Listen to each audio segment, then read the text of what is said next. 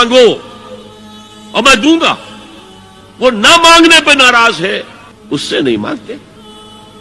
رات کے آخری ساعتوں میں، یا جسے آپ کہتے ہیں the small hours of the morning, حدیث میں آتا اللہ نزول اجلال فرماتے، جس کو ہم نہیں جانتے کیسے نزول ہوتا. ذات باری تعالیٰ اور اس کے متعلقات کے بارے میں جو بات آ گئی قرآن میں حدیث میں وہ ہم مانتے ہیں. کیسا یہ ہم نہیں جانتے. اس کا ہاتھ ہے کیسا ہم نہیں جانتے. اس کا چہرہ ہے کیسا ہم نہیں جانتے. اس کی ساق ہے، اس کی پنڈلی ہے کیسی ہم نہیں جانتے. وہ سنتا ہے کیسے سنتا ہے ہم نہیں جانتے. کیا اس کے کان ہے؟ کیا اسے بھی ساؤنڈ ویوز کی ضرورت ہے سننے کے لیے؟ وہ دیکھتا ہے کیسے دیکھتا ہم نہیں جانتے. وہ اترتا ہے کیسے اترتا ہم نہیں جانتے. جو قرآن میں آ گیا حدیث میں آ گیا مان لیجئے بس. باقی یہ متشابہات میں سے ہے، اس کی کھود کرید میں پڑو گے تو فتنے میں مبتلا ہو جاؤ گے. ابتغاء الفتنۃ وابتغاء تاویلہ. لہذا حدیث میں آتا ہے کہ رات کے آخری ساعتوں میں اللہ سمائے دنیا تک نزول فرماتے ہیں اور پھر ندا لگتی ہے حل من سائل فاعطیہ، ہے کوئی سوال کرنے والا مانگنے والا کہ میں اسے دوں. حل من مستغفر فاغفر لہ، ہے کوئی گناہوں کی معافی چاہنے والا کہ میں اسے معاف کر دوں. ہم انٹا غفیل سو رہے ہیں.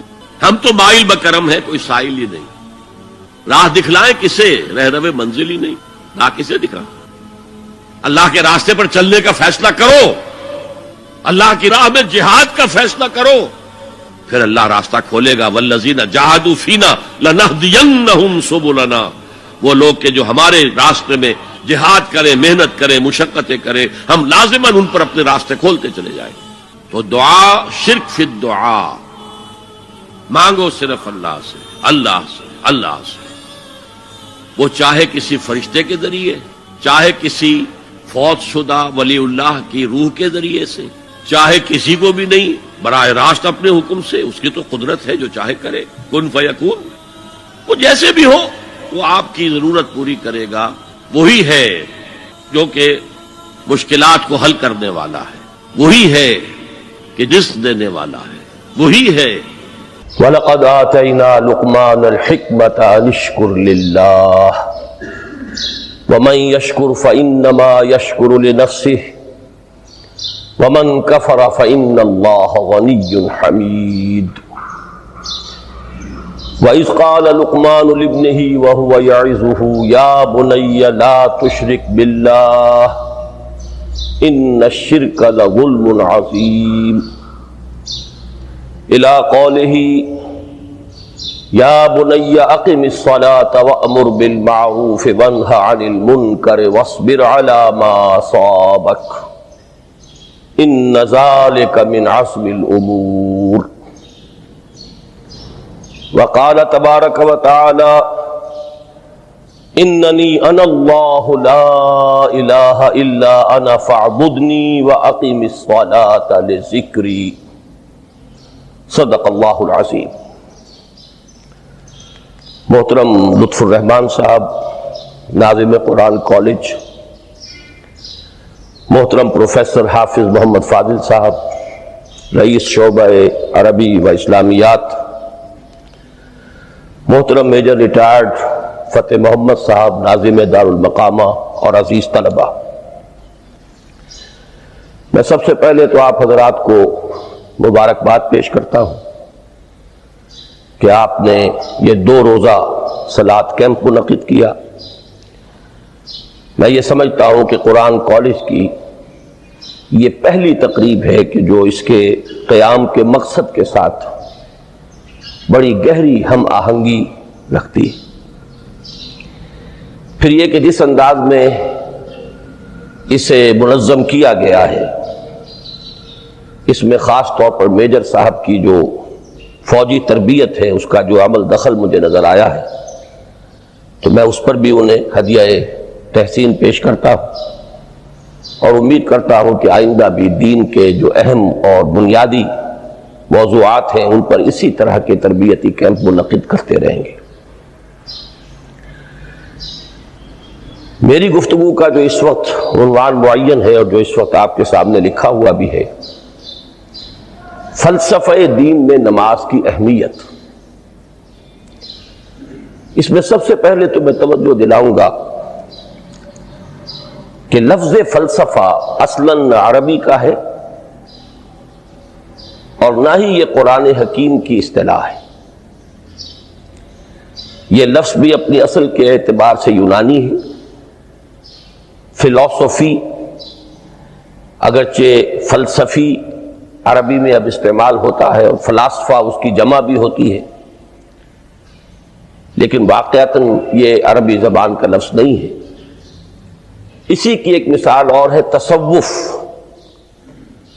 وہ بھی بظاہر تفاعل کے وزن پر خالص صیغہ معلوم ہوتا ہے عربی زبان کا، لیکن یہ بھی تھیوسوفی، یہ بھی در حقیقت یونانی الاصل لفظ ہے جس کی تعریف کی گئی ہے، اسے معرب بنا کر عربی کا جامہ پہنا دیا گیا ہے. فلسفے سے ہم جس علم یا جس شعبہ علم کو مراد لیتے ہیں، قرآن حکیم کی اصطلاح میں اس کے لیے لفظ حکمت ہے. اس کا مادہ ہا کاف میم، اور اس کا بنیادی مفہوم وہی ہے کہ جو اس سے جو ایک مشتق لفظ ہے استحکام، کسی شے کا مضبوط ہو جانا، پختہ ہو جانا، قوی ہو جانا، ایسی صلاحیت حاصل کر لینا کہ وہ اپنی حفاظت کر سکے، اپنے خلاف کسی بھی اقدام پر اپنا دفاع کر سکے. یہ ہا کاف میم کے مادے کا اصل مفہوم ہے. اور حکمت انسان کے فکر اور اس کے شعور کی پختگی کا نام ہے. اس لیے کہ انسان حیوانات سے ممیز کیا گیا ہے اگرچہ مختلف اعتبارات سے، لیکن یہ کہ اس میں سب سے اہم اعتبار یہ ہے کہ یہ حیوان عاقل ہے. اسی طریقے سے اسے حیوان ناطق کہا جاتا ہے، اور نطق اور عقل کا بڑا گہرا تعلق ہے اور ربط ہے، دونوں ایک دوسرے سے جڑے ہوئے. تو ہم کہیں گے شعور، عقل سے انسان کو شعور حاصل ہوتا ہے، اور نطق جو ہے اس کی بنیاد، اس کا سورس جو ہے وہ یہی شعور ہے. تو انسانی فکر کی پختگی، انسانی شعور کی پختگی، اس کے اندر ایسی صلاحیت کا پیدا ہو جانا کہ وہ حقائق تک رسائی حاصل کر سکے، اس میں اتنی قوت پیدا ہونا کہ وہ صحیح رخ پر، صحیح رخ سے موڑنے والے جتنے محرکات ہیں ان کے مقابلے میں اپنا دفاع کر سکے، یہ حکمت ہے. لہذا فلسفہ دین کی بجائے اب آپ اپنے ذہن میں حکمت دین کا لفظ رکھیں، اور اب غور کیجئے کہ حکمت دین میں صلاۃ کے مقام کو سمجھنے کے لیے ہمیں یہاں سے ابتدا کرنی چاہیے کہ حکمت دین کا سب سے بنیادی مسئلہ کون سا ہے. حکمت دین کا سب سے اہم، سب سے بنیادی اولین مسئلہ معرفت خداوندی. انسان اپنے رب کو پہچانے اور رب کو پہچان کر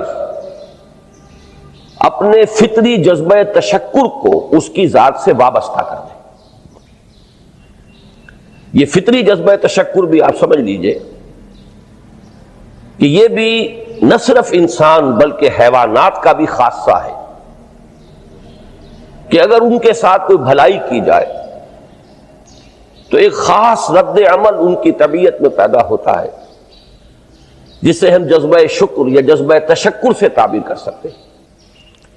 حیوان کے پاس اگرچہ وہ زبان نہیں ہے کہ جس میں وہ اپنے اس جذبے کو الفاظ کا جامہ پہنا کر اپنے محسن کی خدمت میں پیش کر سکے، لیکن یہ کہ اگر کبھی کسی بھوکے پیاسے حیوان کو آپ نے کوئی غذا فراہم کی ہو یا پانی پلایا ہو، اور پھر اگر آپ اس کی آنکھوں میں دیکھیں گے تو وہ جذبہ تشکر وہاں سے ابلتا ہوا محسوس ہوگا. یہ گویا کہ فطرت کا تقاضا ہے. حیوانات سے بلندتر سطح پر انسان ہے تو فطرت انسانی کا بڑا اساسی اور بنیادی تقاضا ہے کہ وہ اپنے محسن کا شکر ادا کرے. جس نے بھی اس کے ساتھ کوئی بھلائی کی ہو، خیر کیا ہو، اس کی کوئی احتیاج پوری کی ہو، اس کی کوئی ضرورت پوری کی ہو، اس کا وہ شکر بجانا ہے۔ تو یہ فطری جذبہ تشکر جب تک عقل انسانی اپنے اصل محسن اور مربی کو نہیں پہچانتی تو یا تو یہ منتشر رہتا ہے یا بھٹکتا رہتا ہے۔ چنانچہ شرک کی جو ساری تاریخ ہے اس کا تجزیہ کریں گے تو بات یہی نظر آئے گی کہ اس جذبہ تشکر نے اپنے علم کی کوتاہی کی وجہ سے، اپنے فہم کی کوتاہی کی وجہ سے مختلف اشیاء کے ساتھ یا مظاہر قدرت کے ساتھ اپنے آپ کو منسلک کر لیا۔ مثلاً یہ کہ یہ بات غلط نہیں ہے کہ ہماری دنیا کا یہ سارا نظام جو ہے اس میں سورج کی حرارت کو بہت بڑا دخل حاصل ہے۔ ساری انرجی جو ہمارے پاس ہے اس کی سورس تو اصل میں وہ سولر انرجی ہے۔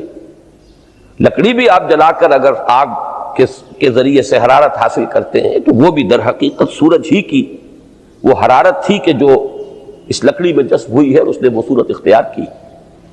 فصلوں کو سورج پکاتا ہے، اس کی حرارت جو ہے وہی ان کے پکنے کا ذریعہ بنتی ہے۔ لہذا انسان نے یہ سمجھا کہ ہمارا سب سے بڑا محسن یہ ہے، لہذا اس کے آگے ہاتھ جوڑ دیے، اس کو سجدہ کیا، اسے معبود بنا لیا۔ اسی پر آپ قیاس کرتے چلے جائیے، جس جس چیز کے بارے میں احساس ہوا کہ اس کے ساتھ ہماری کوئی بھلائی وابستہ ہے، یہ ہمارے لیے کسی خیر کا ذریعہ ہے، اس کے سامنے انسان جھک گیا اور اس کے اظہار تشکر کے لیے اس نے مراسم عبودیت ایجاد کر لی۔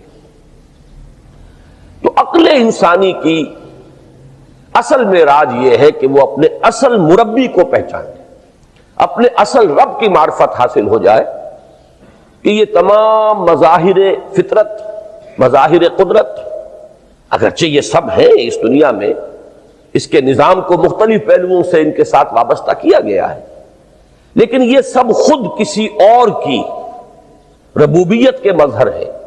کوئی اور ہے جو ان سب کا خالق ہے، کوئی اور ہے کہ جس نے ان کے لیے یہ سارا نظام بنایا ہے۔ تو ایک ہی چھلانگ میں انسان پھر وہاں پہنچتا ہے اور اپنے اصل رب اور مربی کو پہچان کر اب اپنے پورے جذبہ تشکر کو اس کی ذات کے ساتھ منسلک کر دیتا ہے۔ یہ میں نے خلاصہ عرض کیا آپ کے سامنے سورہ لقمان کے دوسرے رکوع کی اس پہلی آیت کا، جس میں اللہ تعالیٰ نے حضرت لقمان کے حوالے سے حکمت اور حکمت کا جو منطقی اور لازمی نتیجہ ہے دونوں چیزوں کو بیان کر دیا۔ وَلَقَدْ آتَيْنَا لُقْمَانَ الْحِكْمَةَ أَنِ اشْكُرْ لِلَّهِ، ہم نے لقمان کو حکمت عطا کی کہ کر شکر اللہ کا۔ فطرت سلیمہ کا تقاضا شکر، محسن کے لیے، مربی کے لیے، اور عقل کی معراج اپنے اصل محسن اور مربی کو پہچان لینا، اسی کا نام حکمت ہے۔ حکمت عقل صحیح اور فطرت سلیمہ کے امتزاج سے وجود میں آتی ہے، جس کا نتیجہ شکر رب ہے یا معرفت رب۔ تو یوں سمجھئے کہ حکمت دین کا اساسی مسئلہ یہ، باقی سارے مسائل اب یہیں سے آگے چلیں گے۔ اس کے لیے یہ بات اگر آپ نے منتخب نصاب کے وہ اسباق پڑھ لیے ہوں تو یہ چیزیں سامنے آ چکی ہوں گی کہ اس کے لیے قرآن کا اسلوب یہ ہے کہ آیات کے حوالے سے انسان کے اندر معرفت رب کو جگایا جاتا ہے۔ میں نے جگانے کا لفظ استعمال کیا ہے کہ قرآن کی حکمت یہ ہے کہ رب کی معرفت فطرت انسانی میں موجود ہے لیکن سوئی ہوئی ہے، ڈورمنٹ ہے، اسے جگانا ہے، اسے ایکٹیویٹ کرنا ہے۔ اس کے لیے آیات آفاقی، ان فی خلق السماوات والارض واختلاف اللیل والنہار والفلک التی تجری فی البحر بما ینفع الناس الی آخر الآیہ۔ اسی طرح آیات انفسی وفی انفسکم افلا تبصرون، سنریہم آیاتنا فی الآفاق وفی انفسہم حتی یتبین لہم انہ الحق۔ لیکن ان آیات آفاقیہ کی طرف بھی صحیح نقطہ نظر سے متوجہ کرنے کے لیے اور انسان کے اندر کی اس سوئی ہوئی معرفت رب کو جگانے کے لیے سب سے زیادہ مؤثر آیات قرآنیہ ہیں، چونکہ یہ فطرت انسانی کے اندر کی ایک شے کو جگانے والی ہیں۔ یہی وجہ ہے کہ قرآن مجید اپنے آپ کو کہیں الذکر کہتا ہے، کہیں ذکرہ، کہیں تذکرہ، یہ تو یاد دہانی ہے. تمہارے اپنے اندر معرفت رب موجود تھی یا موجود ہے، لیکن یا تمہیں اس کا شعور نہ تھا، وہ تمہارے شعور کی سطح پر نہیں آئی تھی، یا یہ کہ آئی تھی لیکن پھر تم اسے بھول گئے، ذہول کے پردے پڑ گئے. جیسا کہ علامہ اقبال نے کہا کہ کافر کی یہ پہچان کے آفاق میں گم ہے، تم پھر گم ہو گئے. لہذا اس کو اجاگر کرنے کے لیے، تازہ کرنے کے لیے یہ آیات قرآنیہ، ان اندھیروں سے، گمشدگی کے اندھیروں سے نکالنے کے لیے، معرفت کی روشنی میں لانے کے لیے یہ آیات مبارکہ ہے. هو الذی ينزل على عبده آیات بینات لیخرجکم من الظلمات الی النور. اندھیروں سے نکال کر روشنی میں لانے کے لیے اللہ نے اپنے بندے پر صلی اللہ علیہ وسلم یہ آیات بینات نازل کی. لیکن اب اس سے اگلا قدم ہے، اور اصل میں وہ ہے جو میری گفتگو کا موضوع ہے اس وقت. اس کے لیے یہ تمہید ضروری تھی کہ حکمت قرآن کا اور حکمت دین کا اولین، اہم ترین، سب سے اساسی، سب سے بنیادی مسئلہ ہے معرفت رب. اگر اس مرحلے کو انسان طے کر لے اللہ کے فضل و کرم سے، اسے اللہ کی معرفت بھی حاصل ہو جائے اور اس پر ایمان بھی میسر آ جائے، تو اب اس کے سامنے تین مسئلے اور ہیں. ان کو اچھی طرح آئیڈینٹیفائی کیجئے. پہلا مسئلہ یہ ہے کہ اس کی فکر صحیح مزید پیش قدمی کرے، آگے بڑھے. یہ تو اس کا سٹارٹنگ پوائنٹ تھا، رب کو پہچان لینا. ابھی تو اس سے آگے بڑھ کر اس فکر صحیح کو، بڑی بلندیوں کو چھونا ہے.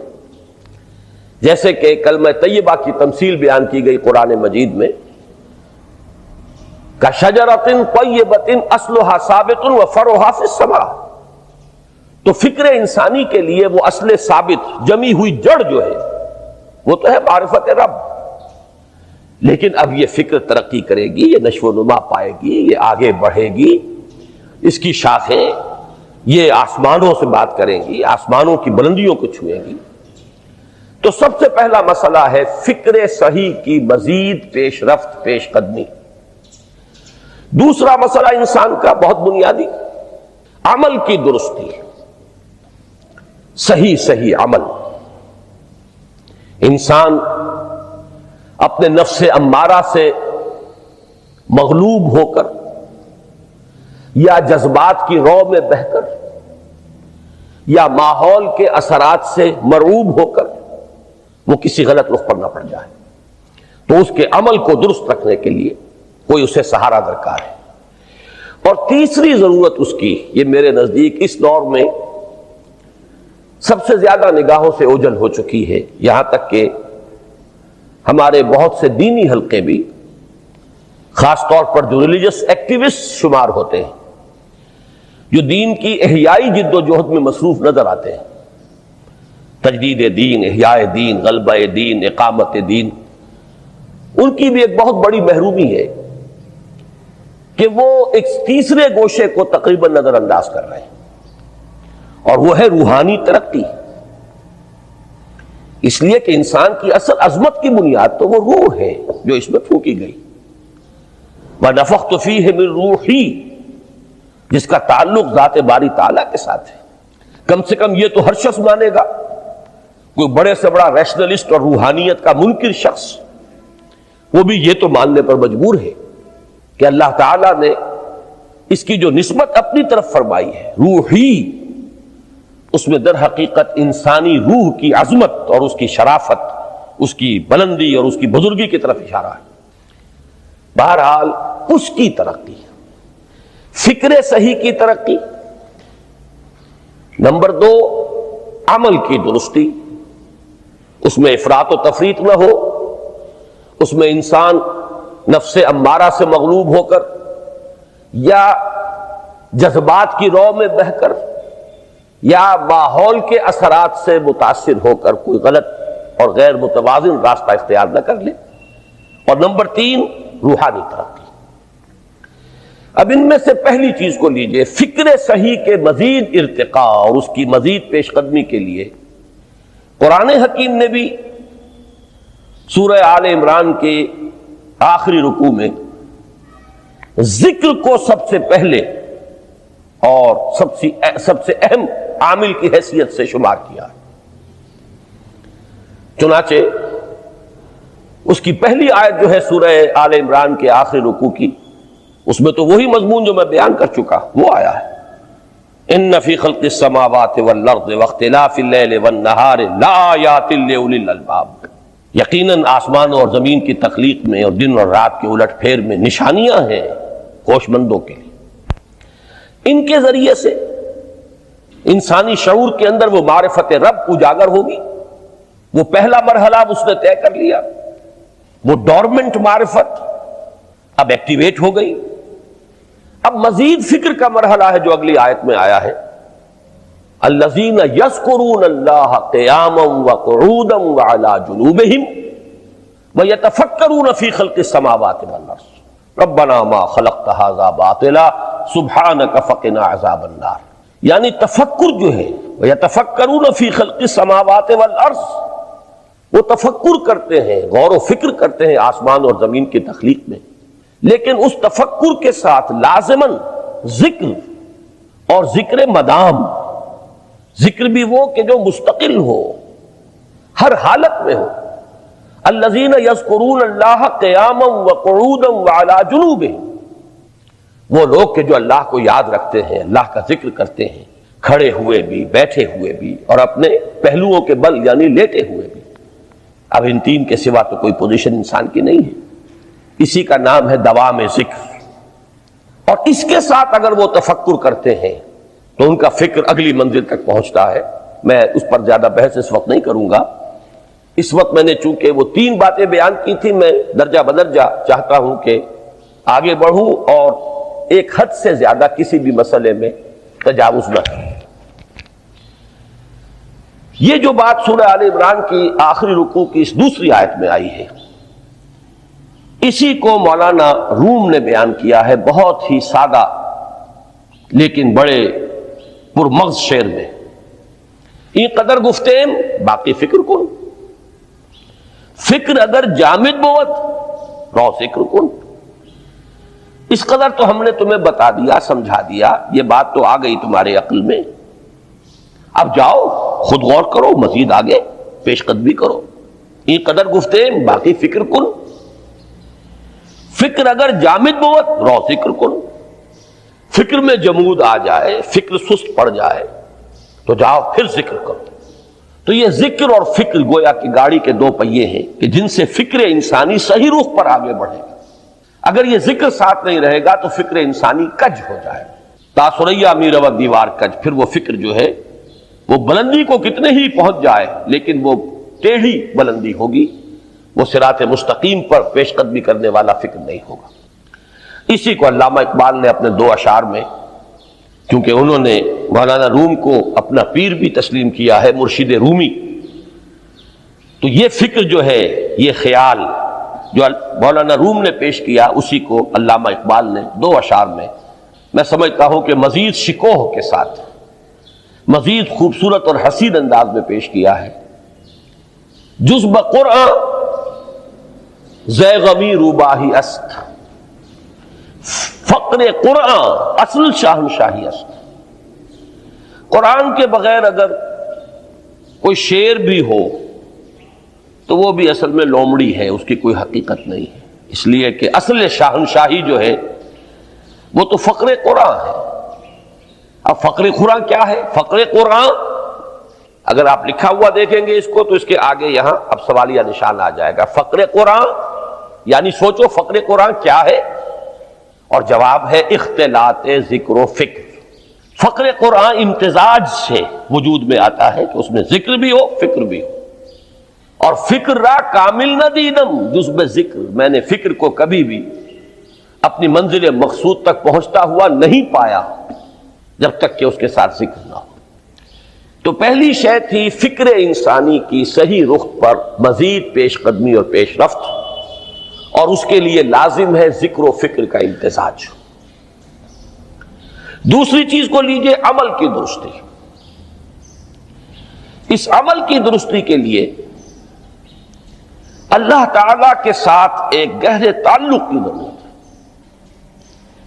اس لیے کہ صبر کی بحث میں یہ مضامین شاید آپ کے سامنے آ گئے ہوں کہ صبر، جہاں مصیبت پر صبر ہوتا ہے، تکلیف پر صبر ہوتا ہے، اللہ کے احکام پر جمنا یہ بھی صبر ہے،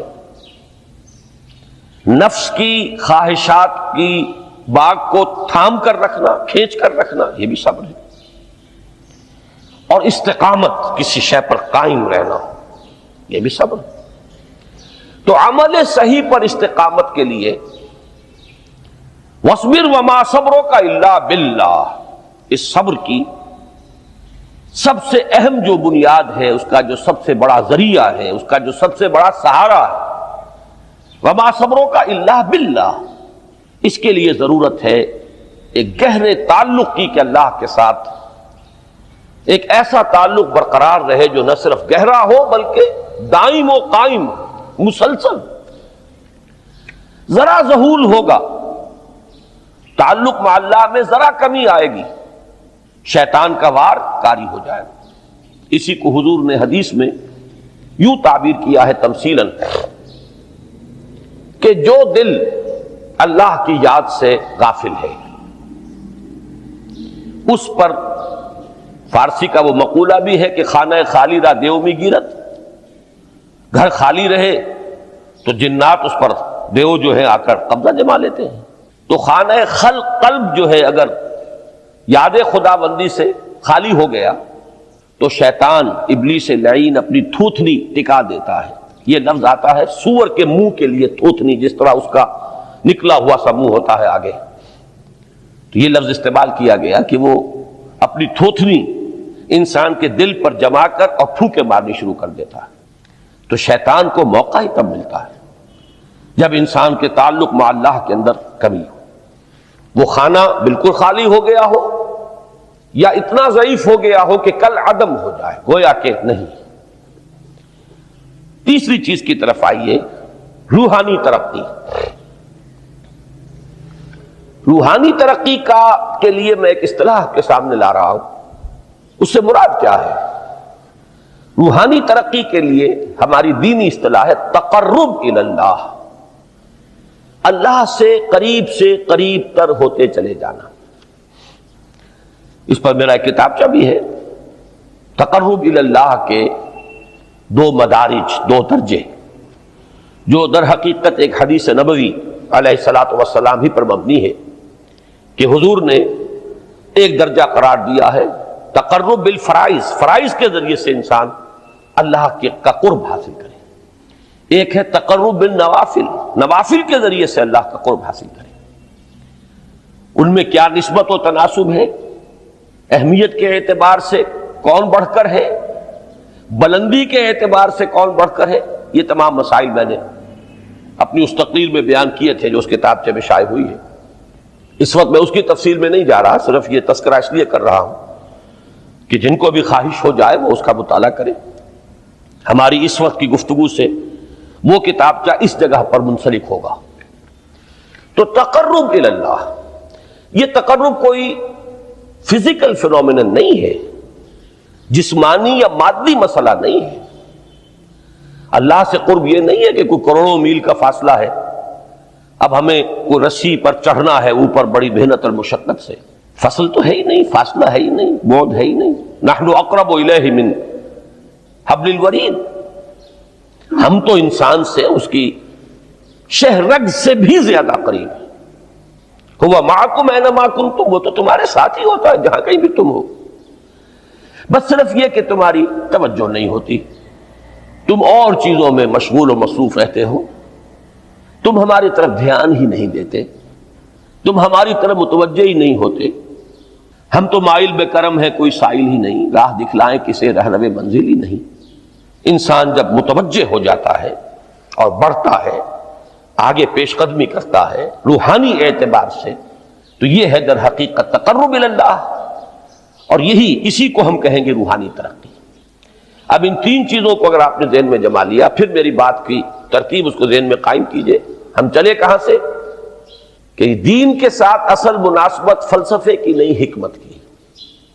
نمبر 2، حکمت قرآنی کا پہلا اور اہم ترین اور بنیادی مسئلہ معرفت رب کا حصول ہے. اس کا نتیجہ شکر خداوندی ہے. اس کا ذریعہ آیات آفاقی، آیات انفسی اور سب سے بڑھ کر آیات قرآنیہ ہیں جو الذکر ہے، جو تذکرہ ہے، جو ذکرہ ہے. لیکن اس پہلے مرحلے کو اگر کوئی انسان بفضل ہی تعالی، اللہ کے فضل و کرم سے طے کر لے، اب اس کے سامنے تین مسئلے: فکر کی مزید پیش رفت، مزید پیش قدمی صحیح رخ پر، اس کے لیے ذکر اور فکر دونوں کا امتزاج لازمی ہے. فقر قرآن اختلاط ذکر و فکر. الذین یذکرون اللہ قیاما وقعودا وعلی جنوبہم ویتفکرون فی خلق السماوات والارض. دوسری شے عمل کا درست رہنا، نہ افراط و تفریط ہو، عدم توازن ہو، نہ انسان نفس سے مغلوب ہو جائے، نہ انسان جذبات کی رو میں اندھا ہو جائے، نہ انسان ماحول سے مرعوب ہو کر متاثر ہو جائے. صحیح رخ پر اس کا عمل. نمبر تین روحانی ترقی، جو اصل حاصل ہے، جو اصل مقصود ہے. نمبر دو چیز کے لیے تعلق مع اللہ ضروری، نمبر تین کے لیے تقرب الی اللہ ضروری. اب غور کیجئے، ان تینوں چیزوں کا بڑا گہرا تعلق ہے نماز کے ساتھ. ان تینوں کے لیے ستون کی حیثیت نماز کو ہے. لہذا ایمان کے بعد یا معرفت رب کے بعد حکمت دین کا اہم ترین مسئلہ نماز، صلاۃ. اس لیے کہ ایک طرف یہ انسان کو اللہ کے ساتھ ایک گہرے تعلق کا ذریعہ فراہم کرتی ہے. اپنے تمام مصروفیات میں سے، ان مشغولیتوں میں جن میں گم ہونے کا خدشہ ہوتا ہے، نکلو. 24 گھنٹے کے معمولات میں سے کم 5 مرتبہ تو لازماً نکلو اور اپنے آپ کو ذرا، اپنے حواس کو بھی، اپنی باطنی کیفیات کو بھی ذرا تازہ کرو. اگر کوئی گندگی، نجاست، کسی طرح کی ناپاکی کا کوئی معاملہ ہے، طہارت حاصل کرو. طہارت سے تمہارے اندر روح کو بھی بالیدگی ہوگی، تمہارے حواس بھی تازہ ہوں گے. تم گویا کہ بحیثیت کل تمہاری ہستی چاق و چوبند ہو جائے گی. وہ کسل، وہ سستیاں، وہ جو ایک کثافتیں ہوتی ہیں، ان سب سے نجات حاصل کرو. اور اب اپنے رب کے حضور میں کھڑے ہو جاؤ، اس کے ساتھ اپنا عہد بھی تازہ کرو، اس کی اہم صفات کو بھی اپنے ذہن میں پھر مستحضر کرو.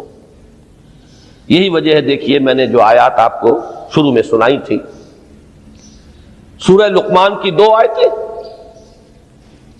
پہلی آیت میں اس کا ترجمہ کر چکا.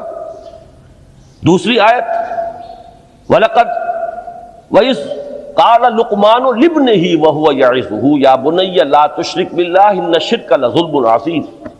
اس کے بعد درمیان میں کچھ مضمون آ کر پھر وہ آیہ مبارکہ آئی، یا بنی اقیم الصلاۃ وامر بالمعروف وانہی عن المنکر واصبر علی ما اصابک.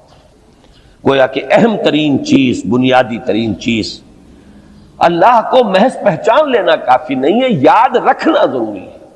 اللہ یاد رہے گا تو فکر صحیح آگے بڑھے گا. اللہ یاد رہے گا اور اس کے ساتھ ایک گہرا تعلق جو ہے برقرار رہے گا تو عمل درست رہے گا.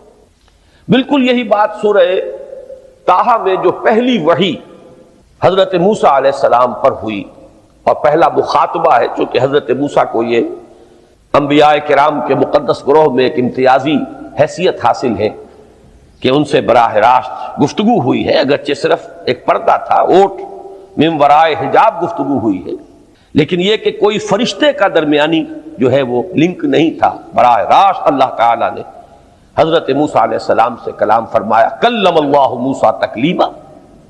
موسیٰ سے تو اللہ نے کلام فرمایا جیسے کہ کلام کیا جاتا ہے. تو پہلا مخاطبہ ہے، یہ پہلا مکالمہ ہے، پہلی وحی کہیے.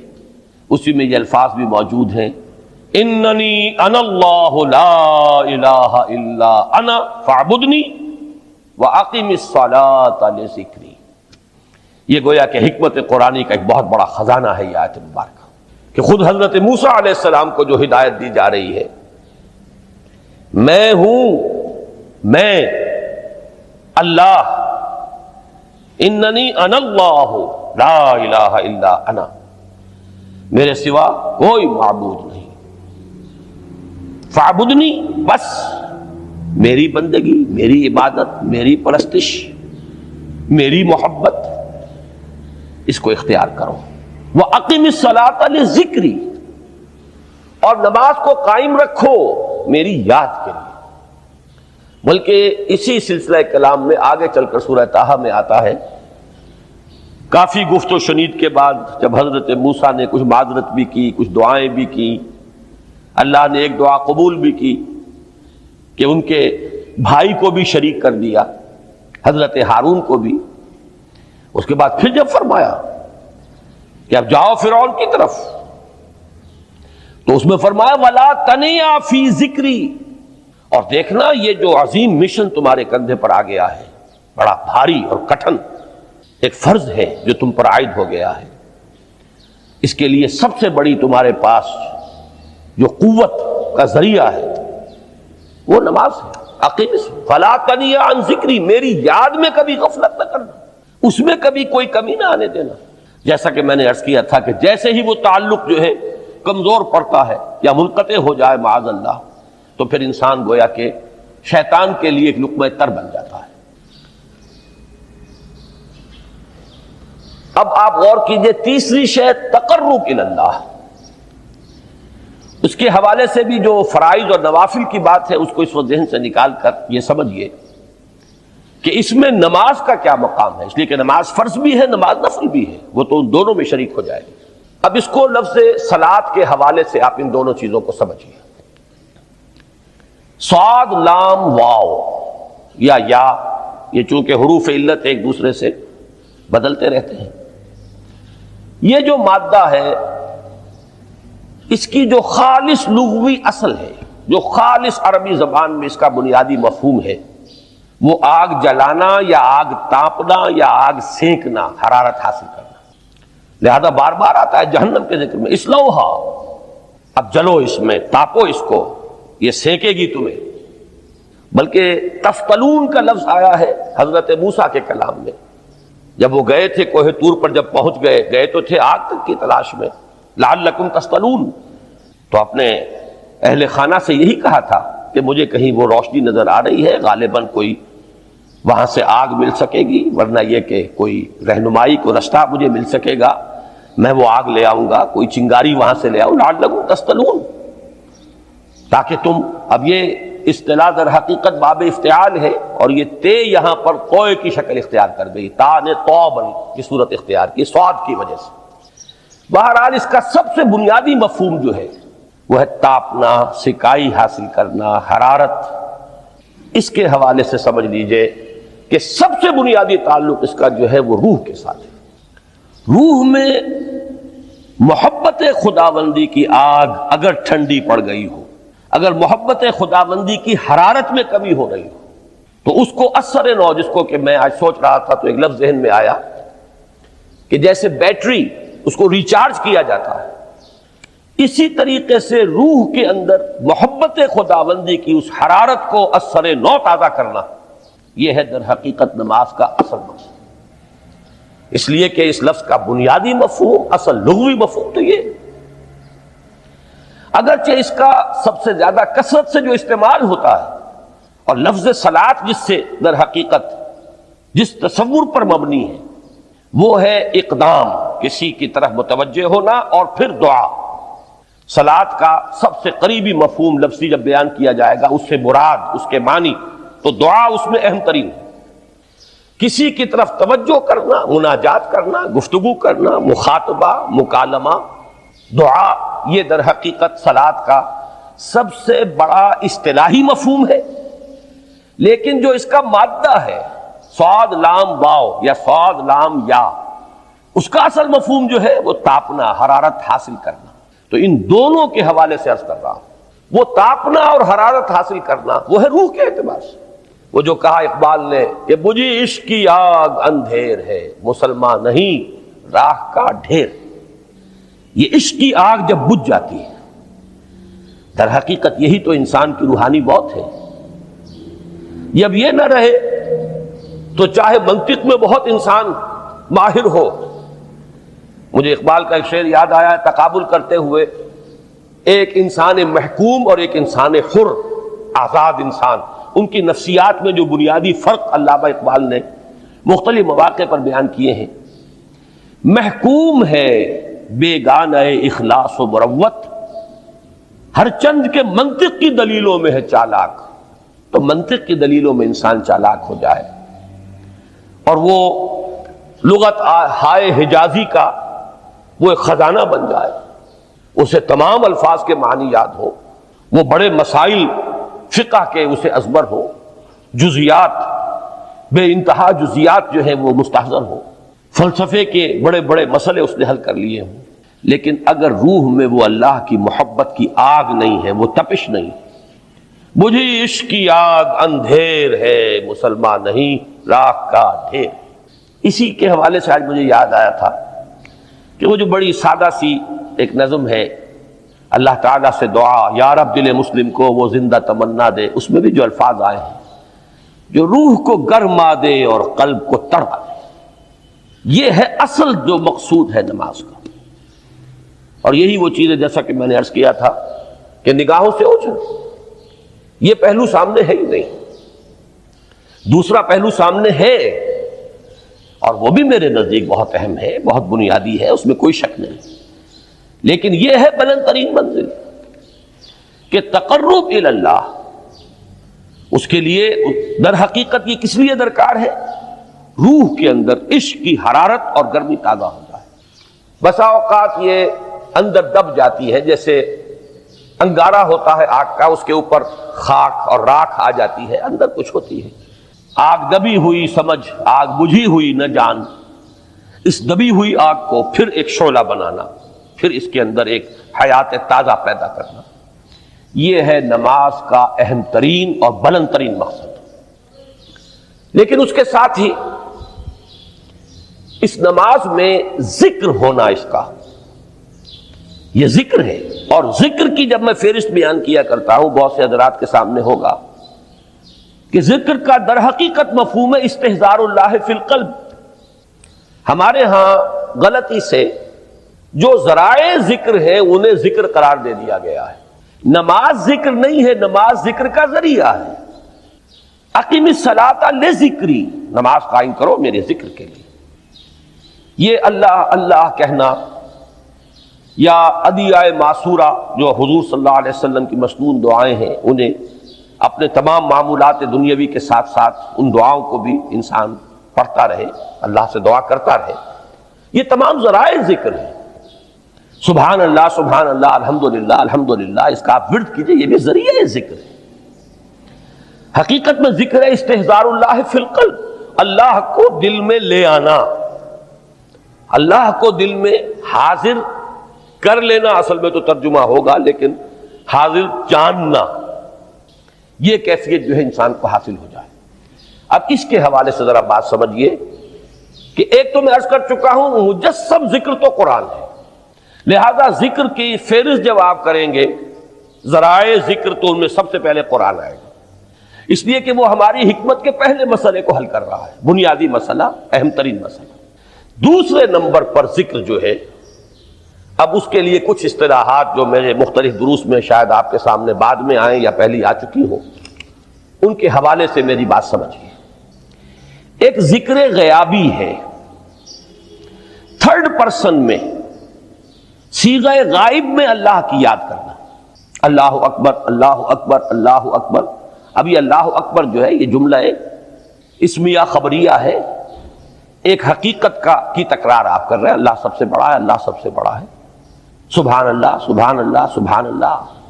یہ در حقیقت ذکر غیابی ہے کہ آپ اس میں مخاطب نہیں ہے اللہ سے، ایک ذکر خطابی کہیں یا ذکر حضوری کہیں، جس میں مکالمہ ہوتا ہے، جس میں گفتگو ہوتی ہے۔